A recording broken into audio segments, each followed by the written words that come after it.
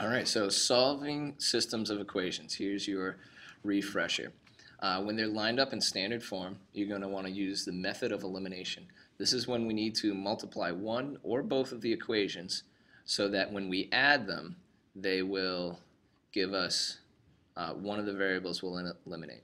Right now, if we add them, we'll get a 6x, a negative 4y, and a 32, which doesn't help us because that just gives us another equation with two variables. So we want one of our variables to be eliminated. I notice that if I multiply this equation by a negative 2,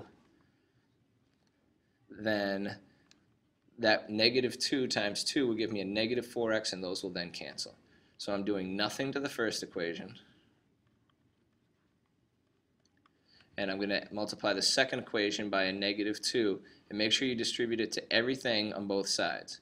So that's a negative 4x. Negative 2 times negative y is a positive 2y equals negative 20. So now I add these. I add the two equations. 4x minus 4x eliminates. Negative 3x, or negative 3y plus 2y is a negative y. And 22 minus 20 is 2. So if negative y equals 2, y equals negative 2. That's half our answer. We need the x now. So you're going to take this and you're going to plug it into one of your original equations.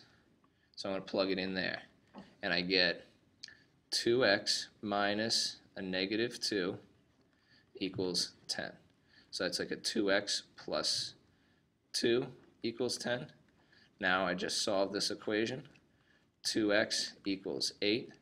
So then x equals 4.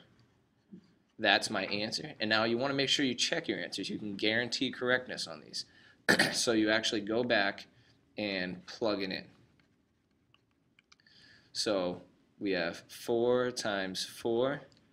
Plug in a 4 here and a negative 2 there. So minus 3 times negative 2. That's a 16. Minus a minus. This is a negative 3 times negative 2 is a positive 6. 16 plus 6 is in fact 22, and that's what it should be. If we check the second one, 2 times 4 minus negative 2 equals 10. So that gives me 8 minus minus 2, so 8 plus 2 equals 10. That works as well.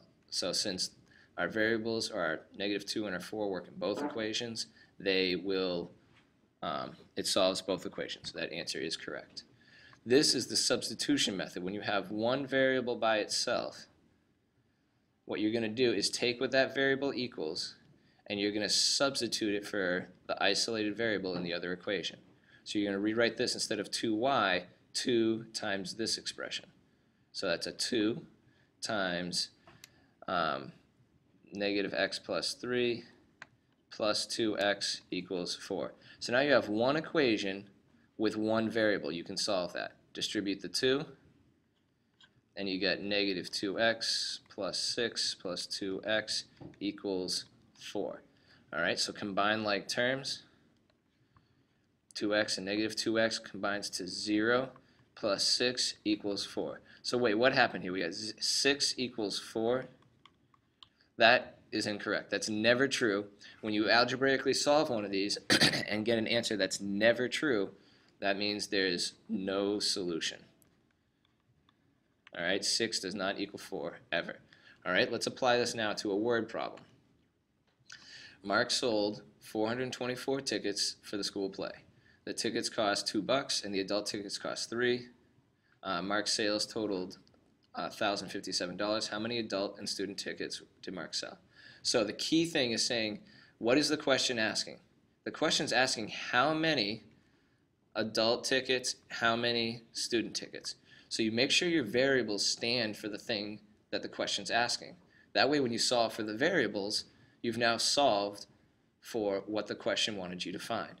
So I'm going to say x equals how many, so number of adult tickets.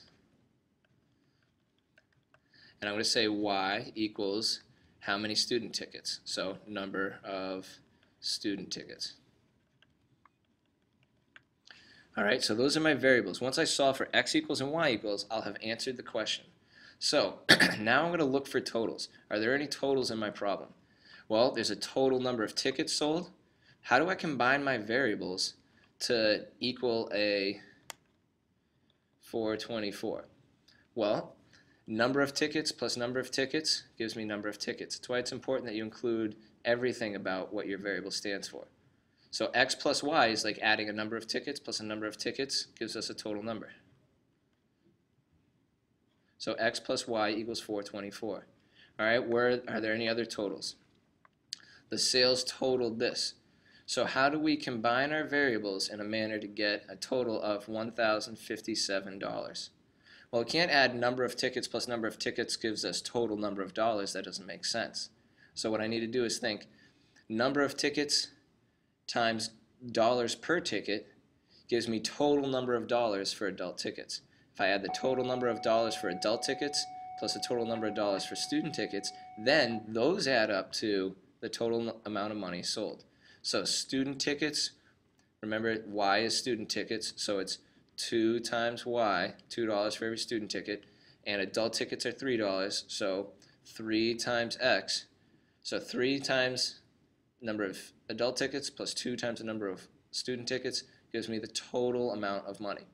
Alright, then what we're going to do is we're just going to solve this. Since it's in standard form, we want to solve it by elimination. What I'm going to do is I'm going to multiply this by a -2, both sides of the equation. So I'm multiplying the equation by a -2, and that's because that'll cancel out with my 2y. So I get a -2x minus 2y equals -848. So I add these and that gives me an x, add these and they eliminate, and then 848